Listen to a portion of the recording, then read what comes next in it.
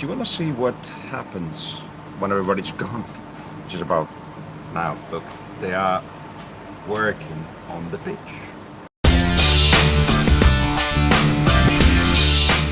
We could start there.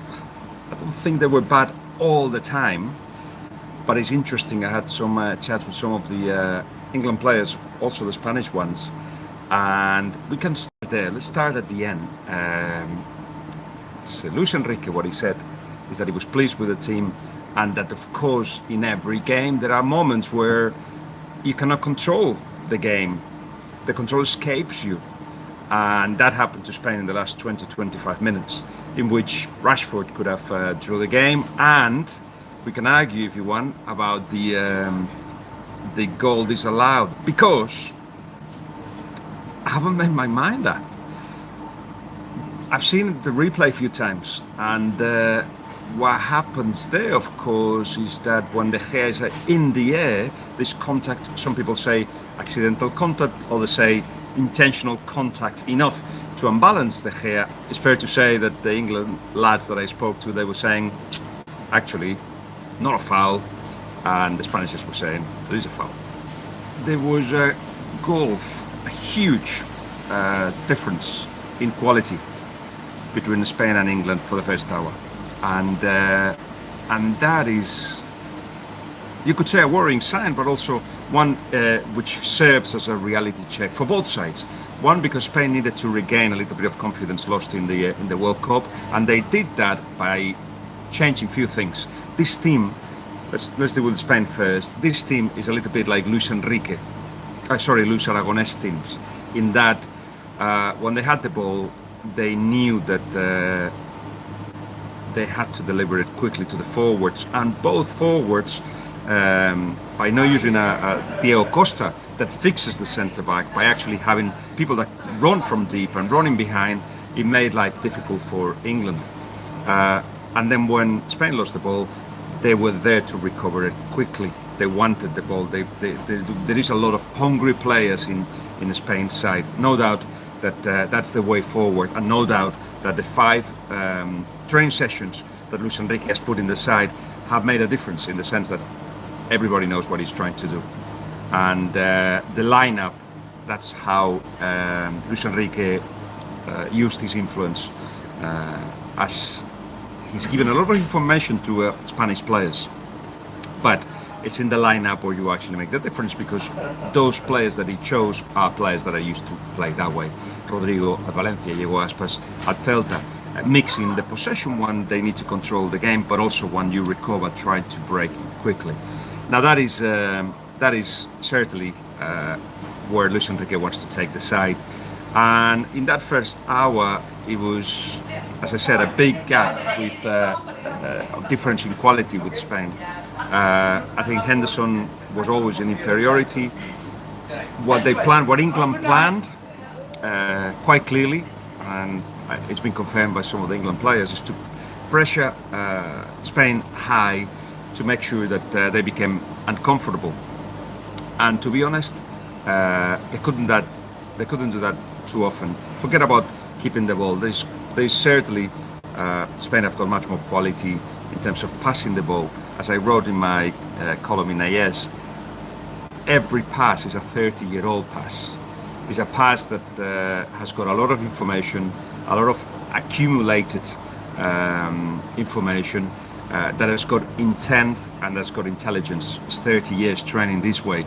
It's since they were kids that they've been doing that. So it is very much so not new, and everybody's used to doing it that way. All in all, meant that they're very comfortable in possession. England, you have to praise the fact that they are trying, but they're still miles away. It is the way, though. These fans, media, players, the coach, they all saying the same. It is the way. They have to keep insisting, and it will happen. But we've got certain advantage in terms of years of practice and believing in that idea that it was effective and that it worked really well for a long while. So then what happened? I was asking around what happened. I think England were a little bit surprised, of course, after the Luke Shaw injury. but a little bit surprised that Spain just dropped deep. Complacency, that's what it was. They thought we could do this easily. They started fancying each other too much. And then, of course, England smelled that and went for it. Good sign for England. They never gave up. Never gave up. Obviously, the result meant that they had, of course, a chance. And as we were saying, Rashford's chance and the goal that I'm veering towards, listening to some of your comments, I'm veering towards the fact that he should have counted. Yes, I don't think there was much of an injury there from De Gea. But in any case,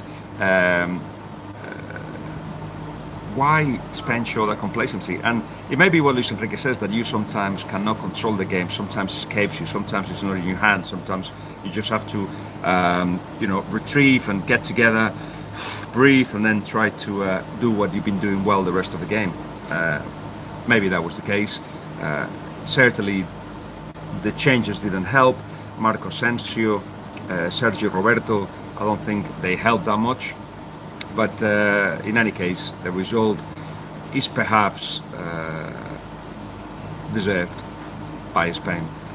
I think that he had a good game, and he needed that. He needed to actually feel comfortable. He needed the response that he got from Luis Enrique, in which he said, "I have no doubt whatsoever." Luis Enrique knows he's in a very sensitive position, so he's given as much confidence to De Gea as he has been able to. All the players have been saying the same. Sergio Ramos in the mix on was exactly insisting on the idea that he's a very good player. We never doubted him. I imagine they did. I imagine they doubted him after the World Cup.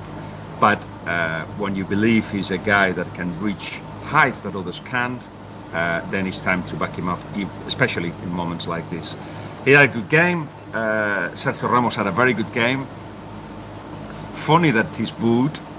And I put on Twitter that I'm glad that we've seen, not as a team to admire, I know there is a lot of fans in England of Spain and the way the Spain plays, and of course starting with Gareth Southgate and some of the players in England as well. But we want to be not friends, we want to be rivals, and obviously rivals, you're trying to find the enemy, in the enemy a villain, and it has been found in Sergio Ramos. I'm not going to convince a lot of you. Sergio Ramos doesn't care, and he's mentioned it in the mix on as well. He kind of feeds on this kind of the fact that he's important and that he's seen as the enemy. I know that there's a process of making him a villain, and fine, we'll deal with that, not a problem. I still think that he deserves also a lot of respect, because he's one of the top centre-backs in the world. In fact, I heard those same words from one of the defenders of England today. One of the top centre-backs in the world, perhaps one of the best that this particular player has played against. But yeah, you want to make him the villain? Go ahead, not a problem. Isco, I was criticising Isco because I felt that he drove the ball far too much, that he actually didn't play the ball in the World Cup. This was in the areas where he should affect the game. He was too deep, and in easy areas he was put more towards the wide areas today, and delivered the ball quickly, helped with the quick transitions, and he's played a bit better. Now this Isco is fine, we keep this Isco. The other one, just the one, I think quite clearly Luis Enrique has work to do with him, and he's been saying to him, deliver it quickly, just don't drive the ball. Sometimes it wasn't his fault, there wasn't too much movement in the World Cup, but sometimes it was his fault. What else? I felt Rodrigo was very, very good. Not just good, very good. For those of you who are strikers or have got sons who want to be strikers, check the movements of this guy. Really well timed runs. Diego Aspas was also clever, and all in all, it was a good performance from Spain. Now I always struggle with this. How do I switch this off? Will it be this way? No, not this way. This way? No. Ah, yes, I found it. Bye.